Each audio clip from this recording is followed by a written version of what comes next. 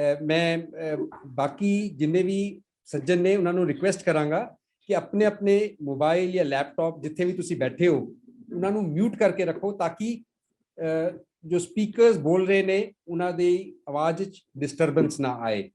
और मैं ऑल्सो यह भी रिक्वेस्ट करांगा जिन्ने भी स्पीकर्स ने काइंडली टाइम शेड्यूल फॉलो करन क्योंकि ताकि असी समय सार पूरा प्रोग्राम चला सकीए। मैं हुन रिक्वेस्ट करांगा डॉक्टर विरेंद्र कौर जी नू कि वो साडे जो गेस्ट ऑफ ऑनर ने डॉक्टर इक्तिदार करामात चीमा जी उन्हां दी साइटेशन नू पढ़ के आप सबके सामने रखन। डॉक्टर विरेंद्र कौर जी। वाहिगुरु जी का खालसा वाहिगुरु जी की फतेह। अस्सलाम वालेकुम डॉक्टर साहब। I will read out the citation of honor we have prepared for you. Thank you. As we at the International Sikh Confederation Chandigarh commemorate the 400th Prakash Purab of Guru Tegh Bahadur Ji, we wish to place on record our appreciation of Dr. Iftkhar Karamat Chima for placing 3 hymns from Guru Granth Sahib in the United Nations Faith for Rights Declaration. This document, prepared by leaders from world religions, aims at securing freedom to religion without coercion and gender equality for all. Incidentally, Guru Tegh Bahadur in the 17th century, in a bid to save a people who were being coerced to convert, challenged the emperor of the day to convert him. The emperor failed as the Guru embraced martyrdom over conversion only to protect the right of the people to freedom to religion. Such was the import given to this human right by the Guru 4 centuries ago. Even as Sikh is the world's 5th largest religion, it does not enjoy representation in the United Nations. But you, as chairperson, drafting committee of the declaration, did unmatched justice to your duty. Courtesy your insightful act, the universal, the inclusive, and the all-encompassing message of the revolutionary Guru Nanak, who walked this planet 6 centuries ago, is now part of this document. A document created by the most prime body of the world, the United Nations. You also lent your voice to one of these hymns for the United Nations short video on gender equality, which was released on 30th March 2021. It was reserved for you, sir, to perform these noble deeds. Since the Gurus reached out to one and all alike and also recorded for posterity their message of oneness of entire humankind in the Guru Granth Sahib, the Sikhs consider it their foremost duty to take the word of the Guru to the world at large. While Sikhs are ever engaged in this mission in their own ways, it is your exemplary act, sir, that in a single stroke, taken the Guru's message to wider and varied audiences. The declaration not only enjoys a global outreach, but also stands translated into French and Arabic. We hold your thoughtful move in high esteem and consider it a unique service to the Sikh nation in furthering its mission. Your honesty and commitment to your chair in the larger interest of humanity is indeed admirable. Your act is one that finds no parallel. And through your act, you have also set a benchmark for all to follow in life in general. We hereby express our heartfelt gratitude to you, sir. On the auspicious occasion of 400th Prakash Purab of Guru Tegh Bahadur, the International Sikh Confederation takes pleasure in honoring the multifaceted, world-renowned personality, Dr. Iftkhar Karamat Chima. Thank you. Please share the citation for a while.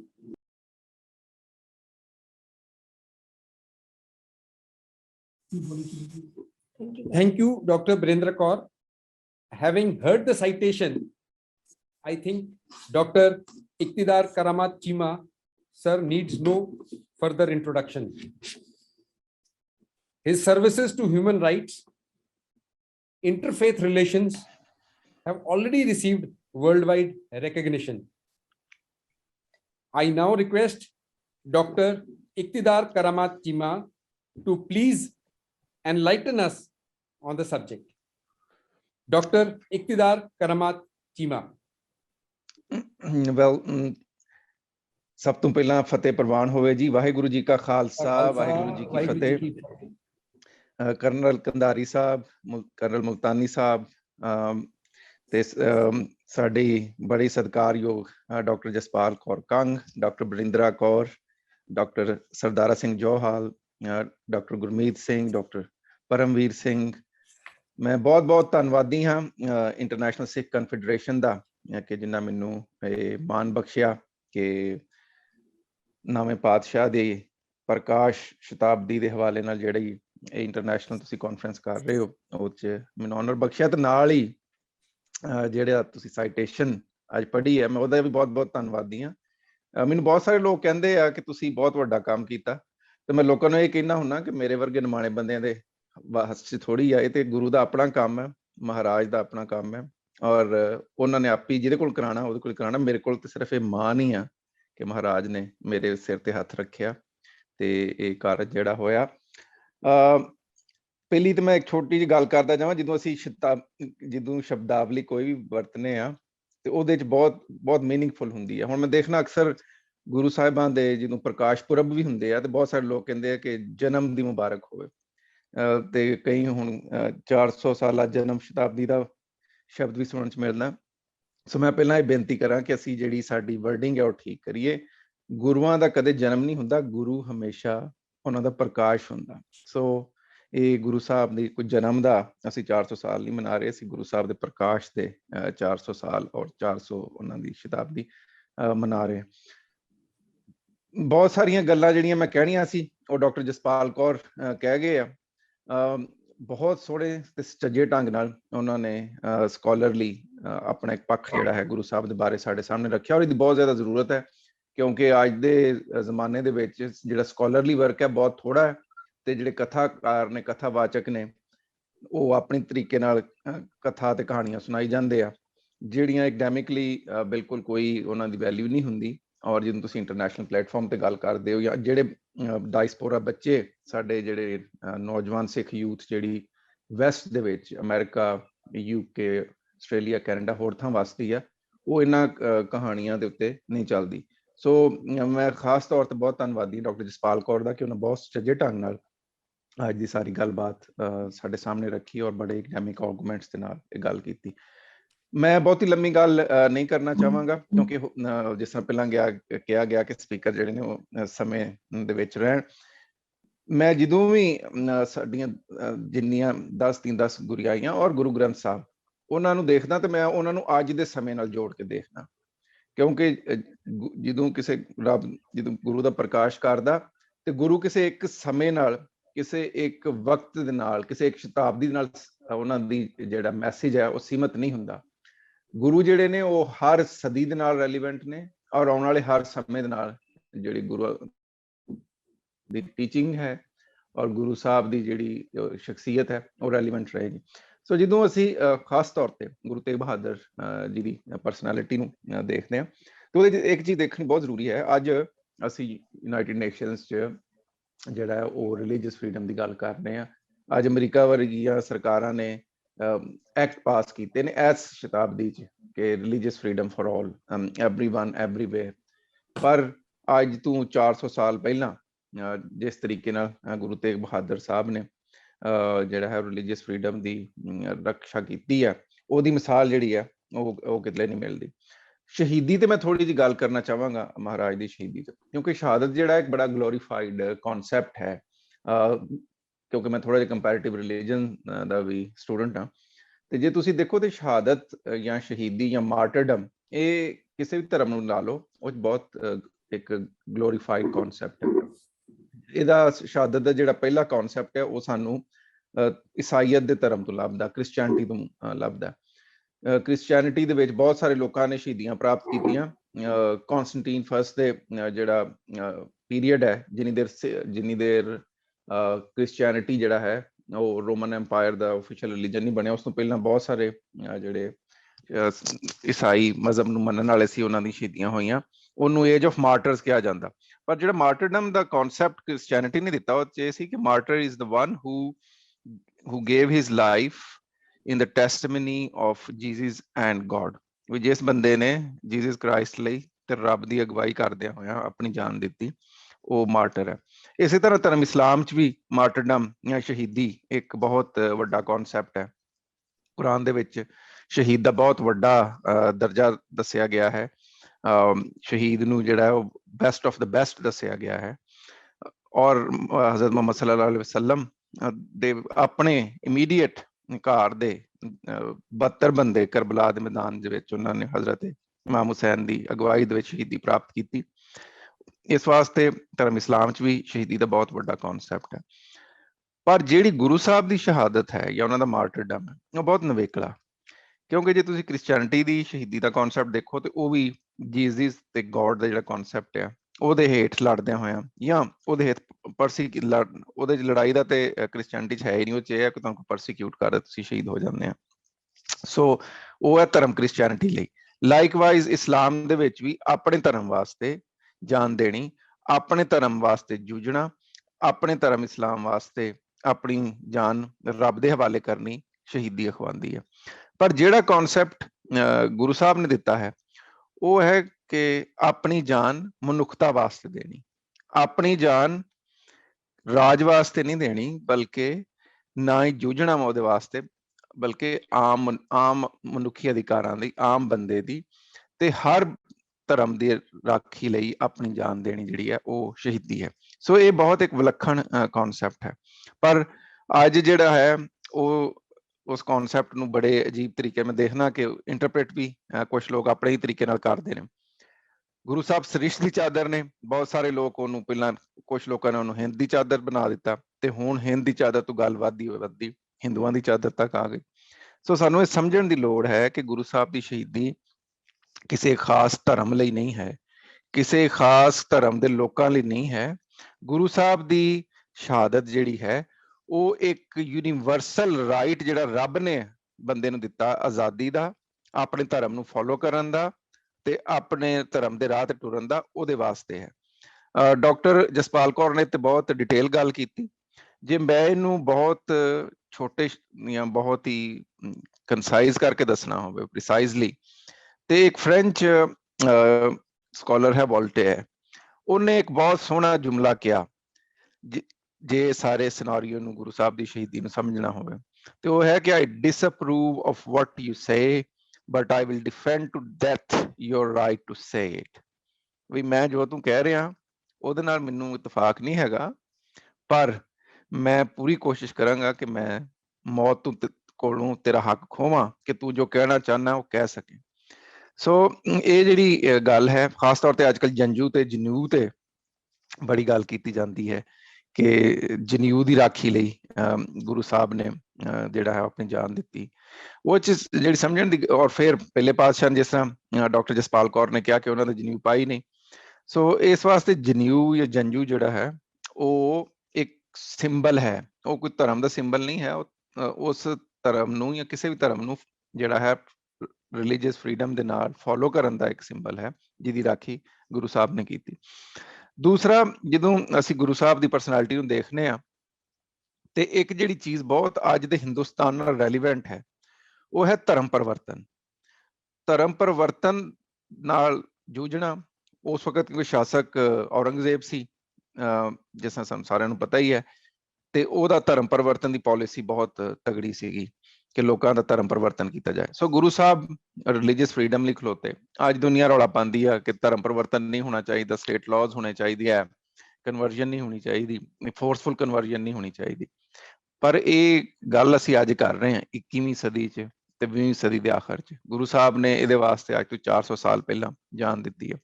ਪਰ ਜੇ ਤੁਸੀਂ ਅੱਜ ਦੇ ਭਾਰਤ ਨੂੰ ਦੇਖੋ ਤੇ ਇਹ ਉਹੀ ਗੁਰੂ ਦੀ ਧਰਤੀ ਹੈ ਜਿੱਥੇ ਇੱਕ ਹਿੰਦੂ ਪੰਡਤ ਦੀ ਜਾਨ ਬਚਾਉਂਦਿਆਂ ਗੁਰੂ ਸਾਹਿਬ ਦੀ ਜਾਨ ਗਈ।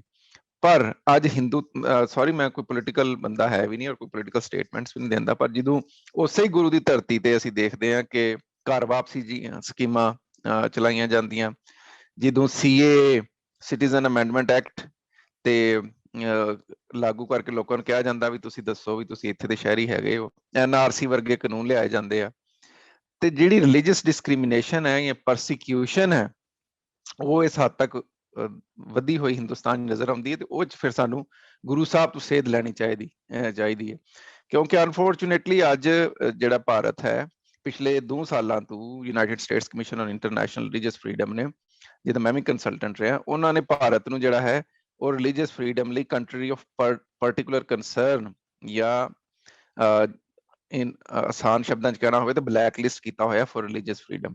ਸੋ ਅੱਜ ਜਦੋਂ ਅਸੀਂ 400 ਸਾਲਾ ਮਹਾਰਾਜ ਦਾ ਪ੍ਰਕਾਸ਼ ਸ਼ਤਾਬਦੀ ਮਨਾ ਰਹੇ ਹਾਂ ਤੇ ਉਹਦੇ ਵਿੱਚ ਸਾਨੂੰ ਦੇਖਣਾ ਚਾਹੀਦਾ ਕਿ ਅਸੀਂ ਉਹਨਾਂ ਤੋਂ ਕੀ ਸੇਧ ਲਈ ਹੈ ਔਰ ਅਸਾਂ ਉਹ ਜਿਸ ਧਰਮ ਦੇ ਆਗੂਆਂ ਦੀ ਰਾਖੀ ਲਈ ਉਹਨਾਂ ਨੇ ਜਾਨ ਦਿੱਤੀ ਹੈ ਉਸ ਧਰਮ ਦੇ ਆਗੂ ਅੱਜ ਉਸ ਧਰਮ ਨੂੰ ਕਿਸ ਤਰ੍ਹਾਂ ਮਿਸਇੰਟਰਪ੍ਰੇਟ ਕਰਕੇ ਦੂਸਰੇ ਲੋਕਾਂ ਦੀ ਪਰਸੀਕਿਊਸ਼ਨ ਕਰ ਰਹੇ ਨੇ। ਇਹ ਚੀਜ਼ ਅੱਜ ਦੀ ਕੜੀ ਜਿਹੜੀ ਹੈ ਉਹ ਬਹੁਤ ਜ਼ਿਆਦਾ ਰੈਲੀਵੈਂਟ ਹੈ। ਫਿਰ ਜਿਹੜਾ ਲੀਡਰਸ਼ਿਪ ਦਾ ਕਨਸੈਪਟ ਹੈ, ਲੀਡਰ ਕੌਣ ਹੁੰਦਾ, ਲੀਡ ਕਿਸ ਤਰ੍ਹਾਂ ਕਰਦਾ, ਸਿਲੈਕਟ ਕਿਸ ਤਰ੍ਹਾਂ ਉਹਨੂੰ ਕੀਤਾ ਜਾਂਦਾ, ਡੈਮੋਕ੍ਰੇਸੀ ਕੀ ਹੁੰਦੀ ਹੈ, ਇਹ ਜਿਹੜੀ ਹੈ ਜਿਹਨੂੰ ਤੁਸੀਂ ਗੁਰੂ ਸਾਹਿਬ ਦੀ ਜਿਹਨੂੰ ਆਪ ਗੁਰਤਾ ਗੱਦੀ ਤੇ ਪ੍ਰਾਪਤ ਹੁੰਦੇ ਨੇ ਤੇ ਉਹਦੇ ਵਿੱਚ ਇਹ ਬਹੁਤ ਕਲੀਅਰ ਹੋ ਜਾਂਦਾ ਕਿ ਮਹਾਰਾਜ ਨੇ ਨਾ ਤੇ ਆਪਣੇ ਆਪ ਨੂੰ ਆਪ ਹੀ ਫਾਰਵਰਡ ਕੀਤਾ ਵੀ ਤੁਸੀਂ ਮੈਨੂੰ ਆਪਣਾ ਗੁਰੂ ਬਣਾ ਲਓ, ਨਾ ਹੀ ਜਿਸ ਤਰ੍ਹਾਂ ਬਾਕੀ ਬਹੁਤ ਸਾਰੇ ਗੁਰੂ ਸਾਹਿਬ ਜਿਹੜੇ ਸੀ ਉਹਨਾਂ ਦੀ ਵਿਰਾਸਤ ਦਾ, ਉਹਨਾਂ ਦੀ ਜਾਨਸ਼ੀਨੀ ਦਾ ਫੈਸਲਾ ਗੁਰੂ ਸਾਹਿਬਾਂ ਨੇ ਕੀਤਾ। ਪਰ ਗੁਰੂ ਸਾਹਿਬ ਦਾ ਜਿਹੜਾ ਗੁਰਤਾ ਗੱਦੀ ਨੂੰ ਪ੍ਰਾਪਤ ਕਰਨਾ ਉਹ ਵੀ ਬੜਾ ਯੂਨੀਕ ਹੈ ਕਿ ਕਿਸ ਤਰ੍ਹਾਂ ਸੰਗਤ ਆਪ ਨੂੰ ਗੁਰਤਾ ਗੱਦੀ ਵਾਸਤੇ ਕਹਿੰਦੀ ਹੈ, ਕਿਸ ਤਰ੍ਹਾਂ ਆਪ ਨੂੰ ਇੱਕ ਇਲੈਕਸ਼ਨ ਦਾ ਕੋਈ ਜ਼ਰੂਰੀ ਨਹੀਂ ਵੀ ਤੁਸੀਂ ਉੱਥੇ ਵੋਟਾਂ ਹੀ ਪਾਉਣੀਆਂ ਵਾ, ਪਰ ਲੋਕਾਂ ਦਾ ਖੁਦ ਸਰਚ ਕਰਨਾ ਗੁਰੂ ਸਾਹਿਬ ਨੂੰ ਔਰ ਫਿਰ ਗੁਰੂ ਸਾਹਿਬ ਨੂੰ ਆਫਰ ਕਰਨਾ ਕਿ ਉਹ ਗੁਰਤਾ ਗੱਦੀ ਪ੍ਰਾਪਤ ਕਰਨ, ਇਹ ਬਹੁਤ ਵੱਡਾ ਇੱਕ ਡੈਮੋਕ੍ਰੈਟਿਕ ਪ੍ਰਿੰਸੀਪਲ ਔਰ ਏਡੇ ਚੰਗੇ ਔਰ ਸੱਚੇ ਢੰਗ ਨਾਲ ਹੋਇਆ, ਜਿਹੜੀ ਬਹੁਤ ਵੱਡੀ ਮਿਸਾਲ ਹੈ ਕਿ ਲੀਡਰ ਉਹ ਹੁੰਦਾ ਜਿਹੜਾ ਲੋਕਾਂ ਤੇ ਆਪਣੇ ਆਪ ਨੂੰ ਆਪ ਹੀ ਇੰਪੋਜ਼ ਨਾ ਕਰ ਲਏ, ਜਿਹੜਾ ਪੁੱਠੇ ਸਿੱਧੇ ਕੰਮ ਕਰਕੇ ਪੈਸਾ ਵਰਤ ਕੇ ਲੋਕਾਂ ਨੂੰ ਪਰਸੀਕਿਊਟ ਕਰਕੇ ਕੰਪੇਨਾਂ ਚਲਾ ਕੇ ਲੀਡਰ ਨਾ ਬਣਿਆ ਹੋਵੇ, ਬਲਕਿ ਜਿਹਨੂੰ ਲੋਕ ਉਹਦੇ ਵਸਫ ਔਰ ਉਹਦੀ ਲੀਡਰਸ਼ਿਪ ਐਬਿਲਿਟੀਜ਼ ਨੂੰ ਸਾਹਮਣੇ ਰੱਖਦੇ ਹੋਏ ਖੁਦ ਲੀਡਰ ਚੁਣਨ। ਇਹ ਹੈ ਸੈਲਫਲੈਸ ਲੀਡਰਸ਼ਿਪ।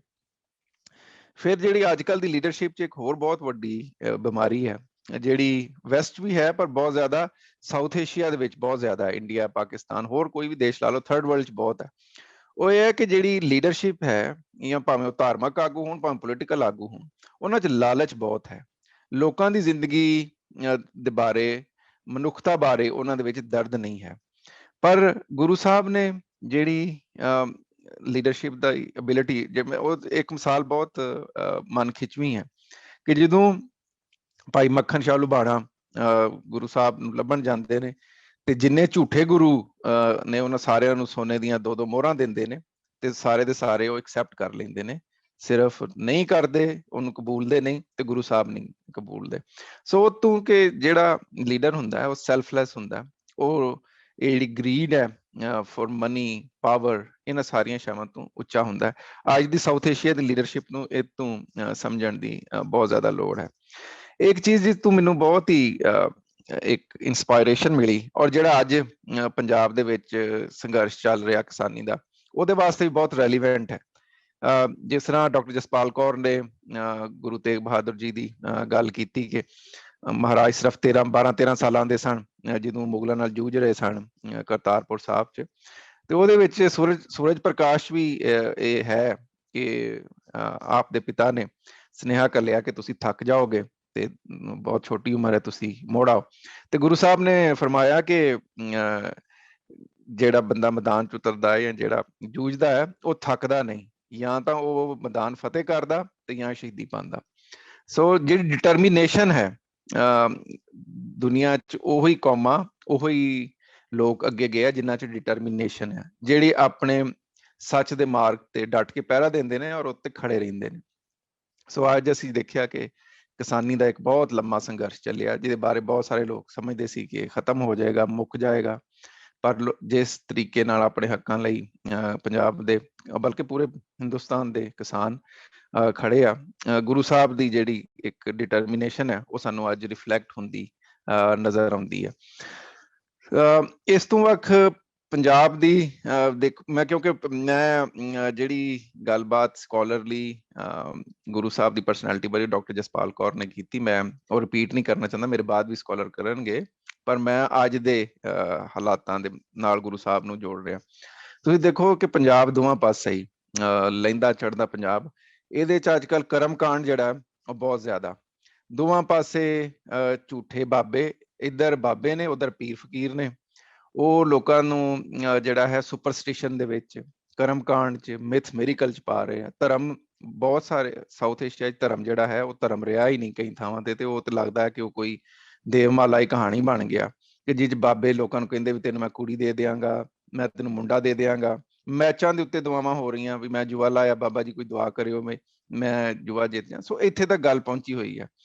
ਸੋ ਜਿਹੜੇ ਧਰਮੀ ਬੰਦਾ ਹੁੰਦਾ ਜਾਂ ਜਿਸ ਬੰਦੇ ਤੇ ਰੱਬ ਦੀ ਨਜ਼ਰ ਹੁੰਦੀ ਜਾਂ ਮਿਹਰ ਹੁੰਦੀ ਆ, ਉਹ ਕੋਈ ਕਰਮ ਕਾਂਡ 'ਚ ਨਾ ਤੇ ਪੈਂਦਾ ਤੇ ਨਾ ਹੀ ਉਹ ਕੋਈ ਜਾਦੂ ਟੂਣਾ ਮੰਤਰ ਕਰਦਾ। ਸਿੱਖਾਂ 'ਚ ਵੀ ਮੈਂ ਦੇਖਦਾ ਕਿ ਹੁਣ ਬਹੁਤ ਸਾਰੇ ਲੋਕ ਜਿਹੜੇ ਆ ਉਹ ਕਰਮ ਕਾਂਡ 'ਚ ਪੈ ਕੇ ਕਰਾਮਾਤਾਂ ਤੇ ਮਿਥ ਮੇਰੀਕਲਸ ਦੇ ਉੱਤੇ ਬਿਲੀਵ ਕਰਨ ਲੱਗ ਗਏ। ਇਹ 'ਚ ਕੋਈ ਸ਼ੱਕ ਨਹੀਂ ਕਿ ਦਸਾਂ ਦੇ ਦਸਾਂ ਗੁਰੂ ਵਿੱਚ ਇਹ ਐਬਿਲਿਟੀ ਸੀ ਕਿ ਉਹ ਕੋਈ ਕ੍ਰਿਸ਼ਮਾ ਦਿਖਾਉਣਾ ਚਾਹੁੰਦੇ, ਦਿਖਾ ਸਕਦੇ ਸੀ, ਪਰ ਉਹਨਾਂ ਦਿਖਾਇਆ ਨਹੀਂ। ਜਿਸ ਤਰ੍ਹਾਂ ਅਸੀਂ ਪਹਿਲੇ ਗੱਲ ਕੀਤੀ ਕਿ ਮੁਗਲ ਦਰਬਾਰ ਦੇ ਵਿੱਚ ਗੁਰੂ ਸਾਹਿਬ ਨੂੰ ਕਿਹਾ ਗਿਆ ਕਿ ਤੁਸੀਂ ਕੋਈ ਕ੍ਰਿਸ਼ਮਾ ਦਿਖਾਓ, ਕੋਈ ਕਰਾਮਾਤ ਦਿਖਾਓ, ਪਰ ਗੁਰੂ ਸਾਹਿਬ ਨੇ ਨਹੀਂ ਦਿਖਾਇਆ। ਇਹ ਵੀ ਇੱਕ ਬਹੁਤ ਵੱਡੀ ਸਿਧਾਂਤਕ ਚੀਜ਼ ਸੀ, ਕਿਉਂਕਿ ਜੇ ਗੁਰੂ ਸਾਹਿਬ ਕੋਈ ਕ੍ਰਿਸ਼ਮਾ ਕਰਾਮਤ ਦਿਖਾਉਂਦੇ ਤੇ ਫਿਰ ਇਹ ਚੀਜ਼ ਪ੍ਰਚਲਿਤ ਹੋ ਜਾਂਦੀ। ਸੋ ਜਿਹੜੇ ਲੋਕ ਅੱਜ ਕਰਮਕਾਂਡ 'ਚ ਪੈ ਕੇ ਇਹ ਬਾਬਿਆਂ ਦੇ ਡੇਰਿਆਂ ਤੇ ਮੱਥਾ ਟੇਕਣ ਜਾਂਦੇ ਆ ਔਰ ਗੁਰੂ ਗ੍ਰੰਥ ਸਾਹਿਬ ਦੀ ਜਿਹੜੀ ਟੀਚਿੰਗ ਹੈ ਉਹਨੂੰ ਉਹ ਤੋਂ ਬਿਲਕੁਲ ਇੱਕ ਆਪੋਜ਼ਿਟ ਚੀਜ਼ ਮੈਂ ਸਮਝਣਾ ਕਿ ਹੈ, ਉਹਨਾਂ ਨੂੰ ਸਮਝਣ ਦੀ ਲੋੜ ਹੈ ਕਿ ਸਿੱਖੀ ਦੇ ਵਿੱਚ ਇਹ ਜਿਹੜੇ ਕਰਾਮਾਤ ਹੈ, ਕ੍ਰਿਸ਼ਮੇ ਇਹਦੀ ਕੋਈ ਜਿਹੜੀ ਹੈ ਉਹ ਜਗ੍ਹਾ ਨਹੀਂ ਹੈਗੀ। ਮੈਂ ਇੱਕ ਬੇਨਤੀ ਤੁਹਾਨੂੰ ਸਾਰਿਆਂ ਨੂੰ ਇਹ ਜ਼ਰੂਰ ਕਰਨਾ ਚਾਹਾਂਗਾ ਕਿ ਦੇਖੋ ਤੁਸੀਂ ਇੱਕ ਬਹੁਤ ਵੱਡਾ ਉਪਰਾਲਾ ਕਰ ਰਹੇ ਹੋ। ਗੁਰੂ ਸਾਹਿਬ ਦੀ ਜਿਹੜੀ, ਜਦੋਂ ਵੀ ਅਸੀਂ ਕਿਸੇ ਬੰਦੇ ਦੀ ਲੈਗੇਸੀ ਦੀ ਗੱਲ ਕਰਦੇ ਹਾਂ ਤੇ ਲੈਗੇਸੀ ਜਾਂ ਉਹਦੀ ਵਿਰਾਸਤ ਉਹਦੀ ਜ਼ਿੰਦਗੀ ਤੱਕ ਆਧਾਰਿਤ ਨਹੀਂ ਹੁੰਦੀ, ਉਹਦੀ ਜਿਹੜੀ ਵਿਰਾਸਤ ਹੈ ਉਹ ਅੱਗੇ ਜਾਰੀ ਰਹਿੰਦੀ ਹੈ। ਸੋ ਗੁਰੂ ਸਾਹਿਬ ਦੀ ਲੈਗੇਸੀ ਅਗਰ ਤੁਸੀਂ ਦੇਖੋ ਤੇ 10ਵੇਂ ਪਾਤਸ਼ਾਹ ਦੀ ਸੂਰਤ ਦੇ ਵਿੱਚ ਸਾਨੂੰ ਨਜ਼ਰ ਆਉਂਦੀ ਹੈ। ਜਿਹੜਾ ਕਨਸੈਪਟ ਗੁਰੂ ਸਾਹਿਬ ਦਾ ਸੀ ਉਹੀ 10ਵੇਂ ਪਾਤਸ਼ਾਹ ਦਾ ਵੀ ਸੀ, ਔਰ 10ਵੇਂ ਪਾਤਸ਼ਾਹ ਨੇ ਖਾਲਸਾ ਸਾਜਣਾ ਕਰਕੇ ਸਿੱਖਾਂ ਨੂੰ ਇੱਕ ਪਛਾਣ ਦਿੱਤੀ ਔਰ ਸੇਂਟ ਸੋਲਜਰ ਬਣਾਇਆ। ਸੋ ਜੇ ਤੁਸੀਂ ਸਿੱਖੀ ਦਾ ਰੀਅਲ ਕਰੈਕਟਰ ਦੇਖਣਾ ਹੋਵੇ ਕਿ ਸਿੱਖ ਹੁੰਦਾ ਕੌਣ ਹੈ, ਤੇ ਮੈਂ ਆਪ ਹੀ ਸਮਝਣਾ ਕਿ ਸਿੱਖ ਇੱਕ ਸੇਂਟ ਸੋਲਜਰ ਹੁੰਦਾ, ਕਿਉਂਕਿ ਇੱਥੇ ਸਾਡੇ ਐਕਸ ਆਰਮੀ ਮੈਨ ਵੀ ਬੈਠੇ ਆ। ਸੋ ਸੇਂਟ ਸੋਲਜਰ ਜਿਹੜੀ ਹੈ ਉਹ ਗੁਰੂ ਸਾਹਿਬ ਦੀ ਲੈਗੇਸੀ ਹੈ, ਜਿਹੜੀ 10ਵੇਂ ਪਾਤਸ਼ਾਹ ਦੇ ਰਾਹੀਂ ਸਾਡੇ ਤੱਕ ਪਹੁੰਚਦੀ ਹੈ। ਇਸ ਤਰ੍ਹਾਂ ਦੇ ਸੈਮੀਨਾਰ ਵੈਬੀਨਾਰ ਤੁਹਾਨੂੰ ਵੱਧ ਤੋਂ ਵੱਧ ਕਰਨੇ ਚਾਹੀਦੇ ਆ, ਕਿਉਂਕਿ ਜਿਸ ਤਰ੍ਹਾਂ ਮੈਂ ਕਿ ਅਨਫੋਰਚੂਨੇਟਲੀ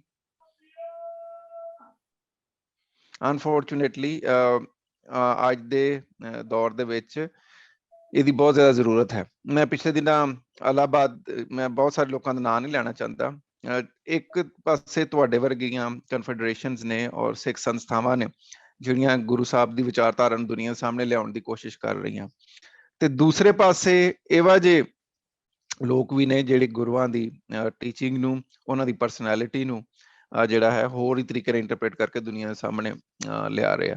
ਸੋ ਐਕਡੈਮਿਕ ਪੱਖ ਨਾਲ ਉਹਦਾ ਜਵਾਬ ਦੇਣਾ ਬਹੁਤ ਜ਼ਰੂਰੀ ਹੈ। ਜਿਸ ਤਰ੍ਹਾਂ ਦੇਖਦਾ ਸੀ ਕਿ ਇਲਾਹਾਬਾਦ ਯੂਨੀਵਰਸਿਟੀ ਦੀ ਇੱਕ ਬੀਬੀ ਹੈ ਰੀਟਾ ਜੋਸ਼ੀ, ਉਹਨੇ ਬਹੁਤ ਹੀ ਅਜੀਬ ਤਰੀਕੇ ਨਾਲ ਕਮੈਂਟਰੀ ਕੀਤੀ ਹੈ ਗੁਰੂ ਸਾਹਿਬ ਦੀ ਸ਼ਹੀਦੀ ਤੇ।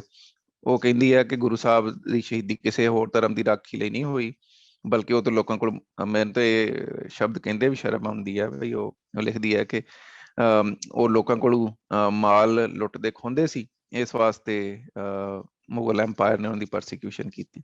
ਇੱਕ ਪਾਸੇ ਤੇ ਇਹੋ ਜਿਹੇ ਆਥਰ ਆ, ਦੂਸਰੇ ਪਾਸੇ ਕੋਈ ਸਾਡੇ ਪ੍ਰਚਾਰਕ ਇਸ ਤਰ੍ਹਾਂ ਦੇ ਵੀ ਹੈ ਸਿੱਖੀ 'ਚ ਨੇ ਜਿਹੜੇ ਗੁਰੂ ਸਾਹਿਬ ਦੀ ਸ਼ਹੀਦੀ ਨੂੰ ਸਿੱਖੀ ਤੇ ਧਰਮ ਇਸਲਾਮ ਦੀ ਲੜਾਈ ਦੇ ਤੌਰ ਤੇ ਦਿਖਾਉਂਦੇ ਆ। ਉਹਦੇ ਨਾਲ ਜਿੰਨਾ ਸਿੱਖੀ ਤੇ ਧਰਮ ਇਸਲਾਮ ਦੀ ਸਿਧਾਂਤਕ ਤੌਰ ਤੇ ਨੇੜਤਾ ਹੈ, ਜਿਹੜੀ ਇੱਕ ਓਂਕਾਰ ਦੀ ਸਾਂਝ ਹੈ, ਉਹ ਸਾਰੀ ਦੀ ਸਾਰੀ ਅਸੀਂ ਭੁੱਲ ਜਾਂਦੇ ਹਾਂ। ਸੋ ਜਦੋਂ ਇਸ ਤਰੀਕੇ ਨਾਲ ਇੰਟਰਪ੍ਰੇਟ ਕੀਤਾ ਜਾਂਦਾ ਤੇ ਬਹੁਤ ਵਾਰੀ ਸਾਡੇ ਜਿਹੜੇ ਸਿੱਖ ਪ੍ਰਚਾਰਕ ਵੀ ਭੁੱਲ ਜਾਂਦੇ ਆ ਕਿ ਜਿਹੜੀ ਸਾਂਝ ਬਾਬਾ ਨਾਨਕ ਜੀ ਤੇ ਭਾਈ ਮਰਦਾਨੇ ਦੀ ਸਾਂਝ ਸੀ, ਜਿਹੜੀ ਸਾਈਂ ਮੀਆਂ ਮੀਰ ਜੀ ਦੀ ਤੇ 5ਵੇਂ ਪਾਤਸ਼ਾਹ ਦੀ ਸਾਂਝ ਸੀ, ਜਿਹੜੀ ਪੀਰ ਬੁੱਧੂ ਸ਼ਾਹ ਦੀ ਸਾਂਝ ਸੀ, ਜਿਹੜੀ ਇਵਨ ਨਬੀ ਖਾਨ ਗਨੀ ਖਾਨ ਔਰ 10ਵੇਂ ਪਾਤਸ਼ਾਹ ਦੀ ਸਾਂਝ ਸੀ, ਇਹ ਸਾਰੇ ਮੁਸਲਮਾਨ ਹੀ ਸਨ। ਔਰ ਅੱਜ ਦੇ ਸਮੇਂ 'ਚ ਮੈਂ ਵੀ ਕੋਸ਼ਿਸ਼ ਕੀਤੀ, ਜਦੋਂ ਮੈਂ ਗੁਰੂ ਗ੍ਰੰਥ ਸਾਹਿਬ ਜੀ ਨੂੰ UN faith for right declaration ਦਰਜ ਕਰਾਇਆ ਤੇ ਮੈਨੂੰ ਇਹ ਵੀ ਪੁੱਛਿਆ ਗਿਆ ਵੀ ਤੁਸੀਂ ਇਹਦੇ ਕਾਹਤੋਂ ਤੋਂ ਐਕਸਾਈਟਿਡ ਔਰ ਬਹੁਤ ਜ਼ਿਆਦਾ ਸਟ੍ਰੈਸ ਕਰ ਰਹੇ ਹੋ। ਮੈਂ ਉਹਨਾਂ ਨੂੰ ਕਿਹਾ ਕਿ ਗੁਰੂ ਗ੍ਰੰਥ ਸਾਹਿਬ ਜਿਹੜੇ ਨੇ ਉਹ ਸਿੱਖਾਂ ਦੇ ਗੁਰੂ ਨਹੀਂ ਹੈਗੇ, ਜਗਤ ਗੁਰੂ ਨੇ। ਸੋ ਜਦੋਂ ਅਸੀਂ ਇਹਦੇ ਗੁਰੂ ਸਾਹਿਬ ਦੀ ਸ਼ਹੀਦੀ ਬਾਰੇ ਜਿੱਥੇ ਵੀ ਪ੍ਰਚਾਰੀਏ ਜਾਂ ਉਹਦੇ ਬਾਰੇ ਕੋਈ ਕਮੈਂਟਰੀ ਕਰੀਏ, ਤੇ ਜੋ ਧਰਮ ਇਸਲਾਮ ਦੀ ਤੇ ਸਿੱਖੀ ਦੀ ਸਾਂਝ ਹੈ ਉਹਨੂੰ ਨਾ ਭੁੱਲੀਏ। ਬਾਕੀ ਰਾਜੇ ਮਹਾਰਾਜਿਆਂ ਦਾ ਕੋਈ ਧਰਮ ਨਹੀਂ ਹੁੰਦਾ, ਔਰੰਗਜ਼ੇਬ ਨੇ ਆਪਣੇ ਪਿਓ ਨੂੰ ਨਹੀਂ ਬਖਸ਼ਿਆ, ਉਹਨੂੰ ਕੈਦ ਕਰਾਈ ਰੱਖਿਆ, ਧੀ ਨੂੰ ਕੈਦ ਕਰਾਈ ਰੱਖਿਆ, ਉਹਨੂੰ ਕੋੜੇ ਲਵਾਏ, ਭਰਾਵਾਂ ਨੂੰ ਮਰਵਾਇਆ। ਔਰ ਉਸ ਤੋਂ ਪਹਿਲਾਂ ਜਿਹੜੀ ਧਰਮ ਪਰਿਵਰਤਨ ਦੀ ਗੱਲ ਹੈ ਜਾਂ ਰਾਜ ਦੀ ਗੱਲ, ਕਿਉਂਕਿ ਗੁਰੂ ਸਾਹਿਬ ਕੋਲ ਕਸ਼ਮੀਰੀ ਪੰਡਤ ਵੀ ਆਏ ਸੀਗੇ, ਤੇ ਸਾਨੂੰ ਇੱਕ ਚੀਜ਼ ਹੋਰ ਵੀ ਯਾਦ ਰੱਖਣੀ ਚਾਹੀਦੀ ਆ ਕਿ ਰਾਜੇ ਜਿਹੜੇ ਆ ਉਹਨਾਂ ਧਰਮ ਸਿਰਫ ਰਾਜ ਕਰਨਾ ਹੁੰਦਾ, ਕਿਉਂਕਿ ਮੁਗਲਾਂ ਨੇ ਰਾਜ ਜਿਹੜਾ ਹਿੰਦੁਸਤਾਨ ਦਾ ਰਾਜ ਸੀ ਉਹ ਕਿਸੇ ਹੋਰ ਧਰਮ ਕੋਲੋਂ ਨਹੀਂ ਸੀ ਖੋਇਆ, ਮੁਸਲਮਾਨਾਂ ਕੋਲ ਹੀ ਖੋਇਆ ਸੀਗਾ। ਜਿਸ ਵੇਲੇ ਬਾਬਰ ਇੱਥੇ ਹਮਲਾ ਕਰਦਾ ਹੈ ਔਰ ਬਾਬਰ ਬਾਣੀ ਜਿਸ ਤਰ੍ਹਾਂ ਗੁਰੂ ਸਾਹਿਬ ਨੇ ਉਹਨੂੰ ਚੇਤਾਵਨੀ ਦਿੱਤੀ ਹੈ, ਤੇ ਉਹਦੇ ਵਿੱਚ ਸਭ ਤੋਂ ਜ਼ਿਆਦਾ ਜਿਹੜੇ ਪਰਸੀਕਿਊਟ ਹੋਏ ਬਾਬਰ ਦੇ ਹਮਲੇ ਨਾਲ, ਉਹ ਸਿੱਖ ਤਾਂ ਖੈਰ ਉਸ ਵੇਲੇ ਧਰਮ ਦੇ ਤੌਰ ਤੇ ਸਾਹਮਣੇ ਨਹੀਂ ਸੀਗੇ, ਉਹ ਹਿੰਦੂਆਂ ਤੋਂ ਜ਼ਿਆਦਾ ਮੁਸਲਮਾਨ ਹੋਏ, ਕਿਉਂਕਿ ਮੁਸਲਮਾਨਾਂ ਕੋਲੋਂ ਹੀ ਮੁਗਲਾਂ ਨੇ ਰਾਜ ਖੋਇਆ ਸੀਗਾ। ਫਿਰ ਜਿਵੇਂ ਕਸ਼ਮੀਰ ਦੀ ਤੁਸੀਂ ਗੱਲ ਲਾ ਲਓ, ਤੇ ਉਸ ਵਿੱਚ ਹੁਣ ਅਕਬਰ ਨੂੰ ਬਹੁਤ ਹੀ ਟੋਲਰੈਂਟ ਰਾਜੇ ਦੇ ਤੌਰ ਤੇ ਪੇਸ਼ ਕੀਤਾ ਜਾਂਦਾ, ਪਰ ਜਿਹੜੀ ਕਸ਼ਮੀਰ ਤੇ ਕਬਜ਼ੇ ਦੀ ਜਿਹੜੀ ਕੈਂਪੇਨ ਚੱਲੀ ਉਹ ਅਕਬਰ ਦੇ ਜ਼ਮਾਨੇ 'ਚ ਸੀਗੀ। ਉੱਥੇ ਉਸ ਵਕਤ ਮੁਸਲਮਾਨ ਰੂਲਰ ਸੀਗੇ, ਚੱਕ ਡਾਇਨੈਸਟੀ ਰਾਜ ਕਰਦੀ ਸੀ ਕਸ਼ਮੀਰ ਤੇ, ਸੋ ਮੁਗਲਾਂ ਨੇ ਉੱਥੇ ਦੇ ਮੁਸਲਮਾਨ ਰਾਜਿਆਂ ਕੋਲੋਂ, ਕਸ਼ਮੀਰ ਦਿਆਂ ਕੋਲੋਂ ਹੀ ਰਾਜ ਖੋਇਆ। ਸੋ ਇਹ ਕੁਝ ਜਿਹੜੀ ਹਿਸਟੋਰਿਕ ਕੰਟੈਕਸਟ ਹੈ, ਇਹਨੂੰ ਸਾਨੂੰ ਥੋੜਾ ਜਿਹਾ ਠੀਕ ਕਰਨ ਦੀ ਲੋੜ ਹੈ। ਫਿਰ ਜਦੋਂ ਮੈਂ ਲੈਗੇਸੀ ਦੀ ਗੱਲ ਕਰ ਰਿਹਾ, ਤੇ ਉਸ ਲੈਗੇਸੀ ਦੇ ਵਿੱਚ ਜਿਸ ਤਰ੍ਹਾਂ ਮੈਂ ਕਿਹਾ ਕਿ 10ਵੇਂ ਪਾਤਸ਼ਾਹ ਜਿਹੜੇ ਆ ਉਹ ਗੁਰੂ ਸਾਹਿਬ ਦੀ ਲੈਗੇਸੀ ਆ, ਪਰ ਮੈਂ ਅੱਜ ਕੱਲ ਦੇਖਦਾ ਕਿ ਜਿਹੜਾ ਹੈ ਉਹ ਕੁਛ ਇਹੋ ਜਿਹੀਆਂ ਸਟੇਟਮੈਂਟਾਂ, ਇਰਰਿਸਪੌਂਸਿਬਲ ਸਟੇਟਮੈਂਟ ਮੈਂ ਉਹਨੂੰ ਕਹਾਂਗਾ, ਦਿੱਤੀਆਂ ਜਾਂਦੀਆਂ ਭਾਰਤ ਦੀ ਬਹੁਤ ਟੌਪ ਪੋਲੀਟੀਕਲ ਲੀਡਰਸ਼ਿਪ ਵੱਲੋਂ, ਜਿਹਦੇ 'ਚ ਕਦੇ 10ਵੇਂ ਪਾਤਸ਼ਾਹ ਦੀ ਜਿਹੜਾ ਹੈ ਉਹ ਹੁਣ ਇਹ ਇੱਕ ਵੱਖਰੀ ਐਕੈਡੈਮਿਕ ਡਿਬੇਟ ਹੈਗੀ ਆ ਜਿਹੜੀ ਸਿੱਖ ਸਰਕਲਸ ਬਹੁਤ ਜ਼ਿਆਦਾ ਚੱਲਦੀ ਆ ਵਿਚਿੱਤਰ ਨਾਟਕ ਬਾਰੇ, ਕਿ ਉਹ ਮਹਾਰਾਜ 10ਵੇਂ ਪਾਤਸ਼ਾਹ ਦੀ ਹੈਗੀ ਆ ਲੇਖ ਜਾਂ ਨਹੀਂ, ਪਰ ਉਹਨੂੰ ਇੰਟਰਪ੍ਰੇਟ ਪਿਛਲੇ ਦਿਨਾਂ 'ਚ ਹਜੇ ਮੈਂ ਦੇਖ ਰਿਹਾ ਸੀ ਐਸੇ ਵੀਕ ਦੇ ਸ਼ੁਰੂ 'ਚ ਕਿਹਾ ਗਿਆ ਕਿ ਹੇ ਦੇਵੀ ਮੁਝੇ ਵਰਦਾਨ ਦੀਜੀਏ। ਹੁਣ ਗੁਰੂ ਸਾਹਿਬ ਨੇ ਕਿਸੇ ਦੇਵੀ ਕੋਲੋਂ, ਨਾ 9ਵੇਂ ਪਾਤਸ਼ਾਹ ਨੇ ਨਾ 10ਵੇਂ ਪਾਤਸ਼ਾਹ ਨੇ ਵਰਦਾਨ ਮੰਗਿਆ। ਸੋ ਇਹ ਬਹੁਤ ਜ਼ਰੂਰੀ ਹੈ ਕਿ ਜਿਸ ਤਰ੍ਹਾਂ ਤੁਸੀਂ ਅੱਜ ਉਪਰਾਲਾ ਕੀਤਾ, ਅਸੀਂ ਜਿਹਨੂੰ ਗੁਰੂ ਸਾਹਿਬਾਂ ਦੀ ਜ਼ਿੰਦਗੀ ਨੂੰ ਪ੍ਰਚਾਰੀਏ, ਤੇ ਅੱਜ ਦੇ ਸਮੇਂ ਦੇ ਵਿੱਚ ਉਹਦੀ ਕੀ ਰੈਲੀਵੈਂਸ ਹੈ, ਇਹ ਤੇ ਜ਼ਿਆਦਾ ਤੋਂ ਜ਼ਿਆਦਾ ਚਾਤ ਪਾਈਏ। ਸੋ ਇੰਨੀਆਂ ਕੋਈ ਮੇਰੀਆਂ ਬੇਨਤੀਆਂ ਸਨ, ਬੋਲਣ 'ਚ ਕੋਈ ਭੁੱਲ ਚੁੱਕ ਹੋ ਗਈ ਹੋਵੇ ਤੇ ਮੈਂ क्षमा ਮੰਗਣਾ। ਵਾਹਿਗੁਰੂ ਜੀ ਕਾ ਖਾਲਸਾ, ਵਾਹਿਗੁਰੂ ਜੀ ਕੀ ਫਤਿਹ। ਥੈਂਕ ਯੂ ਡਾਕਟਰ ਟੀਵਾ ਸਾਹਿਬ, ਤੁਸੀਂ ਸਾਡੇ ਨਾਲ ਆਪਣੇ ਵਿਚਾਰ ਸਾਂਝੇ ਕੀਤੇ ਔਰ ਸਾਨੂੰ ਕਾਫੀ ਨਈ ਵਿਊਜ਼ ਨਾਲ ਅਗਵਾ ਕੀਤਾ। ਗੁਰੂ ਤੇਗ ਬਹਾਦਰ ਸਾਹਿਬ ਜੀ ਦੀ ਜੀਵਨੀ, ਸ਼ਹਾਦਤ ਦੇ ਬਾਰੇ ਤੁਸੀਂ ਬੜਾ ਕੁਝ ਸਾਨੂੰ ਦੱਸਿਆ ਹੈ।